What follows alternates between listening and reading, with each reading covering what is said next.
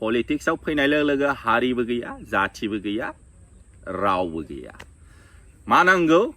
खालि share power এই জনগোষ্ঠীৰ জনজাতিকৰণৰ বিষয়টো দুয়োটা দিশে মানে এটা প্ৰভাৱ পৰাৰ সম্ভাৱনাটো আছে 14টা জনগোষ্ঠী আছে জনজাতি যিসকল বৰ্তমানত সংবিধানৰ অধীনত কিছুমান সা সুবিধা পাই আছে এইটো খৰ্ব নকৰাকৈ যদি বেলেগ এটা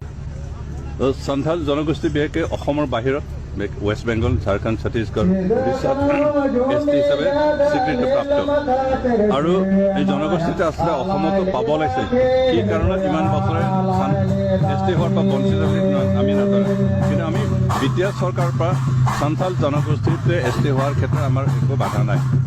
मानि थाखाय साफ्रोमबो पलिटिशियान्सफ्रा नो ऑब्जेक्शन खालामजोबदों XYZ जेसेबांखि पलिटिशियान्सफोर नोंथांमोनहा नुखाबाय बिसोरनि खुगानिफ्राय मा गुदों जोंहा जेबो हेंथा गैया बे 6था हारिनो ST होबावनायाव नाथाय बे थाखानाय ST फोरहाल' खहा जानो नाङा फाग्ला बेजों जायो मारै जानांगौ बेलाय थाखानाय ST आ प्रब्लेम जायालासिनो मारै गुबुन ST होनो हाबावनांगौ फाग्ला बिदिं जायो नोंथांमोना नुखाबाय जानो हागौ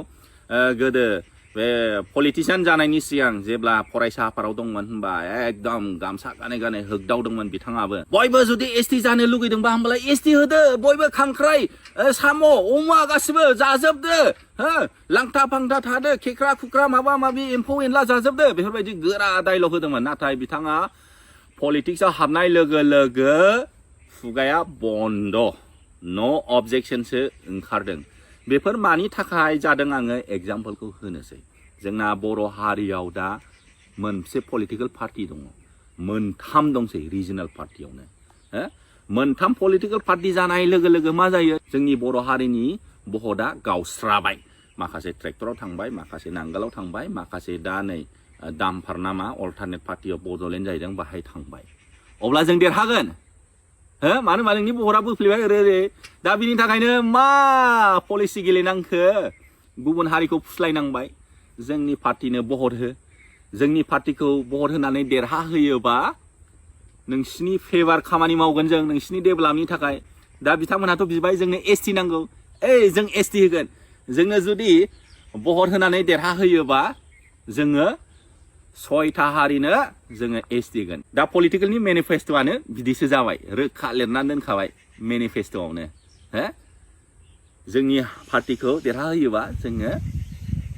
6था हारिनो जोङो ST होगोन जोंखौ बहर होनानै देरहा होदो दा नै मुद्दाया बेसो ST होनायनिसो मोननैबो पार्टी बियो ट्रेक्टरावबो दंमोन